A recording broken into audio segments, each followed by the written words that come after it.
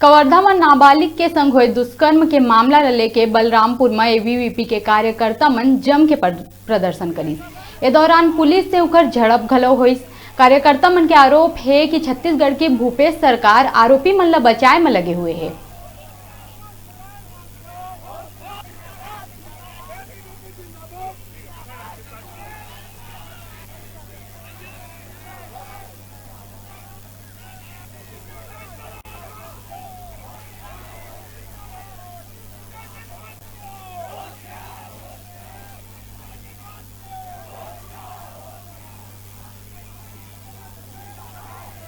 पाँच साल 3 साल के बच्चियों का, परंतु पुलिस मौन धार करके बैठी हुई है। कई बार ज्ञापन देने के बावजूद भी ये घटनाएं नहीं रुक रही है, जिसमें आज अखिल भारतीय विद्यार्थी परिषद विवश होकर कलेक्टर का घेराव करने गई। शासन प्रशासन को ज्ञापन पहले भी दे चुकी थी, लेकिन उन लोगों का नींद नहीं खुला है। और यहाँ का जो मंत्री हैं उनके द्वारा बलरामपुर में जो घटनाएं हैं यहाँ की घटनाएं छोटी बताते हैं और यूपी में जो घटनाएं होती है वहाँ बड़ी बताते हैं। हम लोग इस मामले को लेकर प्रदर्शन कर रहे हैं कि कवर्धा में जो छात्रा के साथ बलात्कार हुआ, हमारे विद्यार्थी परिषद के कार्यकर्ता वहां जा करके और उसका विरोध प्रदर्शन किए, तो कवर्धा की पुलिस भूपेश के कहने पे हमारे विद्यार्थी परिषद के 30 कार्यकर्ताओं को जेल में बंद कर दिए हैं।